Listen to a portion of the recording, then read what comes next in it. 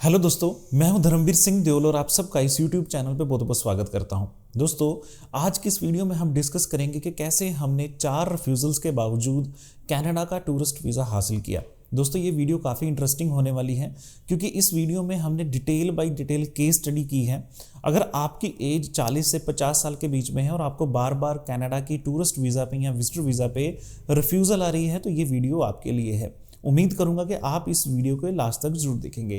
तो चलिए दोस्तों, वीडियो की शुरुआत करते हैं। दोस्तों, इस वीडियो में हम डिस्कस करेंगे कि जो इनकी पास्ट रिफ्यूज़ल हैं, जो विशाल कुमार जी इनकी जो रिफ्यूज़ल आई थी पहले, तो वो भी हम इस वीडियो में डिस्कस करेंगे। उसके बाद दोस्तों हम प्रोफाइल डिस्कस करेंगे जिसमें इनकी एज क्या थी, ये क्या काम करते हैं और इनकी फैमिली कैसे है, वो हम इस पार्ट में डिस्कस करेंगे। उसके बाद में दोस्तों हम डॉक्यूमेंट के बारे में बात करेंगे। फिर हम फंड्स के बारे में बात करेंगे कि जो फंड्स हमने यहाँ पे दिखाए थे वो कितने थे। उसके बाद दोस्तों, अगर आपकी सेम प्रोफाइल है, अगर आपकी जो एज है वो 40 से 50 साल के बीच में है और आपको बार बार रिफ्यूज़ल आ रही है, तो इस वीडियो के लास्ट में मैं आपको कुछ टिप्स दूंगा जिन्हें आप फॉलो करके अपना वीज़ा हासिल कर सकते हैं। और अगर आप हमारे थ्रू अपना प्रोसेस करवाना चाहते हैं, अपनी जो फाइल है हमारे थ्रू आप प्रोसेस करवाना चाहते हैं, तो स्क्रीन पे नंबर विजिबल है, आप हमें कॉन्टैक्ट कर सकते हैं। तो सबसे पहले दोस्तों हम बात कर लेते हैं इनकी पास्ट रिफ्यूज़ल की। तो दोस्तों, इनके पास टोटल 4 रिफ्यूज़ल थी और जो हमारे पास इनका डेटा सिर्फ एक रिफ्यूज़ल का अवेलेबल था, जो इनकी रिसेंट वन थी। और जो इनकी चारों के चारों जो रिफ्यूज़ल हैं वो इनविटेशन बेस पे आई हैं, यानी कि जो इनके रिलेटिव हैं वो कनाडा में हैं, वो बार बार इन्हें जो इनविटेशन भेजते थे, स्पॉन्सरशिप भेजते थे और ये फाइल लगाते थे और इनकी बार बार जो फाइल है वो रिफ्यूज़ हो जाती थी।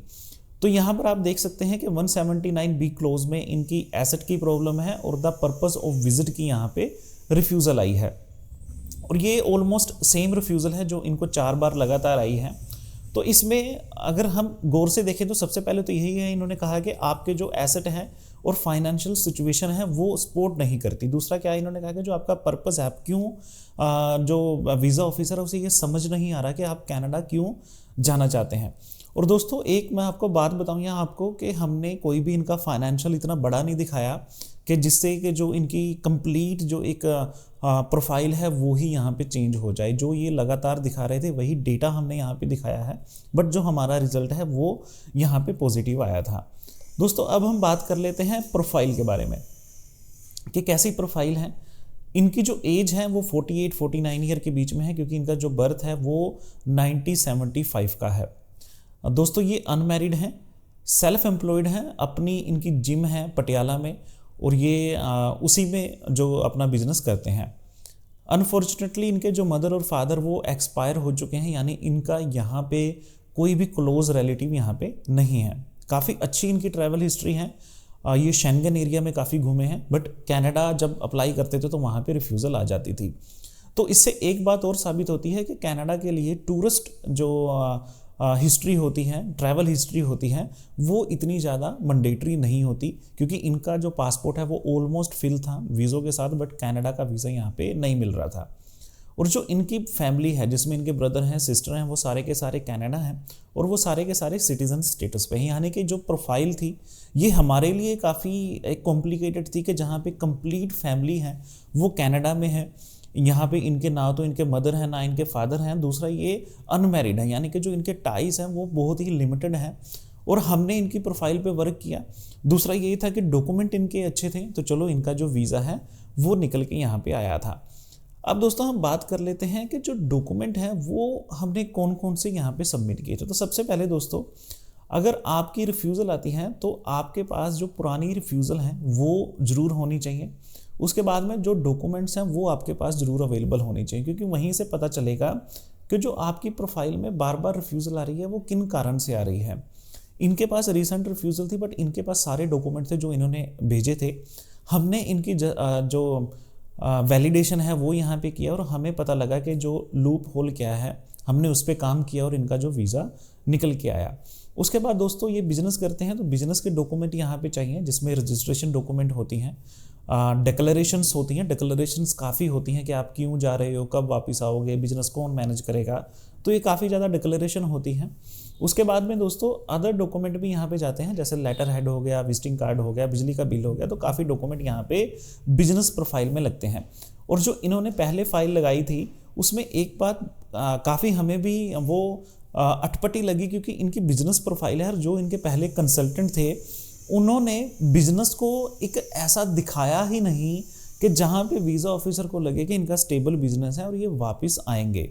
उसके बाद दोस्तों हमने हमारा कवर लेटर यहाँ पे सबमिट किया, जस्टिफिकेशन लेटर हमने यहाँ पे सबमिट किया क्योंकि क्यों बार बार रिफ्यूज़ल आ रही हैं, लेटर ऑफ इंटेंट हमने यहाँ पे अपलोड किया, और उसके बाद में दोस्तों एक डिटेल ट्रैवल आइटनरी हमने यहाँ पे प्लान की, क्योंकि इन्हें बार बार रिफ्यूज़ल इनके विजिटर जो वीज़ा कैटेगरी में जहाँ पे ये इनविटेशन बेस्ड एप्लीकेशन अप्लाई कर रहे थे वहाँ पे बार बार रिफ्यूज़ल आ रही थी। हमने एक रिस्क लिया कि क्यों ना हम इनका जो वीज़ा है वो होटल बुकिंग के साथ अप्लाई करें, क्योंकि जब पर्पस ऑफ विजिट आता है तो उसके पीछे एक रीज़न होता है कि वीज़ा ऑफिसर को समझ ही नहीं आ रहा कि आप कनाडा क्यों जाना चाहते हो। तो हमने यहाँ पे इनका जो पर्पस है वो सोल्व किया था। उसके बाद दोस्तों 3 साल की ITR होगी, लोकल डॉक्यूमेंट आधार कार्ड और पैन कार्ड, CA रिपोर्ट और प्रॉपर्टी वैल्यूएशन रिपोर्ट हमने यहाँ पे सबमिट की थी। दोस्तों मैंने कई कंसल्टेंट ऐसे सुने हैं जहाँ पे वो कहते हैं कि आपको CA रिपोर्ट की ज़रूरत नहीं है, प्रॉपर्टी वैल्यूएशन की ज़रूरत नहीं है। दोस्तों आप एक चीज़ देखना कि जब आपकी फ़ाइल जाती है एम्बेसी में, जब वो डॉक्यूमेंट वेरीफाई करते हैं वो आपको पर्सनली नहीं जानते, वो जो डॉक्यूमेंटेशन आप वहाँ पे अपलोड करोगे उसके बेस पे ही आपका वीज़ा आएगा। तो ये रिपोर्ट ऐसी नहीं है कि जहाँ पे लाखों रुपया इन्वेस्ट होता है, कुछ हज़ारों रुपये में ये रिपोर्ट्स बन जाती हैं। आप रिपोर्ट को साथ में अपलोड करें, क्योंकि वीज़ा ऑफिसर के पास कोई ऐसा पॉइंट नहीं होना चाहिए जिससे वो आपका वीज़ा रिफ्यूज़ करे। उसके बाद दोस्तों हम बात कर लेते हैं फंड्स के बारे में, कितना हमने यहाँ पे फंड्स दिखाया था।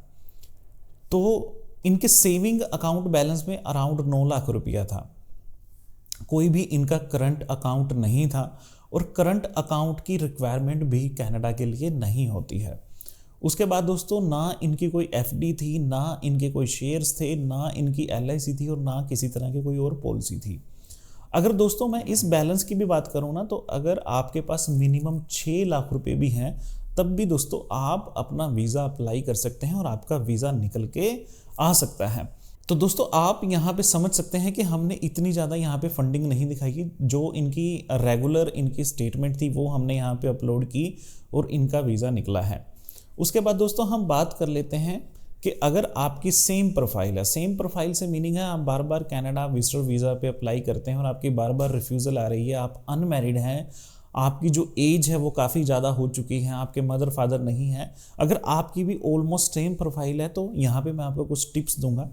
सबसे पहले दोस्तों आप जब भी अपनी फ़ाइल लगाएं, मैं ये नहीं कहता कि आप हमारे थ्रू अपना प्रोसेस करवाएं, आप जहाँ से भी प्रोसेस करवाते हैं तो उन्हें कहें कि एक जस्टिफिकेशन लेटर हमें डिटेल्ड में चाहिए। काफ़ी ज़्यादा जो कंसल्टेंट हैं वो कवर लेटर में जस्टिफिकेशन दे देते हैं, जो बिल्कुल ही गलत है। आप कवर लेटर अलग बनवाएं और जस्टिफिकेशन लेटर अलग बनवाएं। उसके बाद दोस्तों कवर लेटर एक की होती है जहाँ पे आपको वीज़ा मिल सकता है। अगर अच्छा कवर लेटर है, डिटेल्ड कवर लेटर है, तो आपके वीज़ा आने के चांसेस ज़्यादा हो जाते हैं।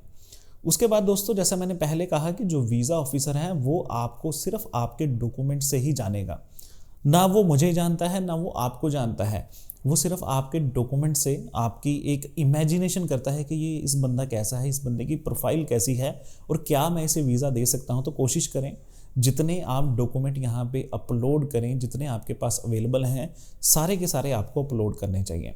उसके बाद दोस्तों प्रोफाइल वैलिडेशन जो है वो काफ़ी इंपॉर्टेंट पार्ट है, क्योंकि प्रोफाइल वैलिडेशन में हमें, अगर आप हमारे थ्रू प्रोसेस कराते हैं तो तकरीबन 4 से 5 दिन जाते हैं, बट इस 4 से 5 दिन के बीच में हमें एक डिटेल रिपोर्ट पता लग जाती है कि आपके कौन से डॉक्यूमेंट में क्या कमी है और हमें किस चीज़ पे, किस ट्रैक पे वर्क करना चाहिए जहाँ पे आपके वीज़ा आने के मैक्सिमम चांसेस हों।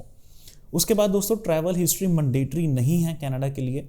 अगर आपका फ्रेश पासपोर्ट है, आप कभी ट्रैवल नहीं किए, तब भी आप दोस्तों कनाडा का वीज़ा ले सकते हैं, क्योंकि इनका जो पासपोर्ट था, जो हमारे क्लाइंट थे, इनका पासपोर्ट ऑलमोस्ट फुल था शेंगन वीज़ा हिस्ट्री से, बट इन्हें कनाडा वीज़ा नहीं दे रहा था। उसके बाद दोस्तों आप हमेशा जब भी आप अपने कंसल्टेंट को डॉक्यूमेंट सेंड करते हैं, हमेशा उन्हें हाई क्वालिटी डॉक्यूमेंट भेजें, स्कैन डॉक्यूमेंट भेजें। मोबाइल से फ़ोटो खींच के या मोबाइल से स्कैन करके डॉक्यूमेंट ना भेजें। तो यही टिप्स हैं जिन्हें आप फॉलो करके आप अपना वीज़ा हासिल कर सकते हैं। दोस्तों अगर आप हमारे थ्रू अपना प्रोसेस करवाना चाहते हैं तो हमारा जो ऑफिस का एड्रेस है, ऑफिस है हमारा, वो हमारा करनाल में है, सेक्टर 8 की मार्केट में है। यहाँ पे हमारा नंबर विजिबल हो रहा है, आप हमें व्हाट्सएप के थ्रू या कॉल करके आप हमें कांटेक्ट कर सकते हैं। अगर आपकी रिफ्यूज़ल्स हैं और आप अपनी रिफ्यूज़ल, अपने डॉक्यूमेंटेशन हमें दिखाना चाहते हैं तो ये हमारी ईमेल आईडी है, आप इसे नोट कर लें। आप जो डॉक्यूमेंट है वो हमें फॉरवर्ड करें, हम डॉक्यूमेंट के बेस पे, उनके बिहाफ पे आपको ये ज़रूर बता सकते हैं कि आपके कितने चांसेस होंगे अगर आप वीज़ा के लिए अप्लाई करते हैं, क्या आपको वीज़ा अप्लाई करना चाहिए या नहीं करना चाहिए। तो दोस्तों उम्मीद करता हूँ ये वीडियो आपको अच्छी लगी होगी, इन्फॉर्मेटिव लगी होगी। तो आज की इस वीडियो में इतना ही, मिलते हैं अगली वीडियो में।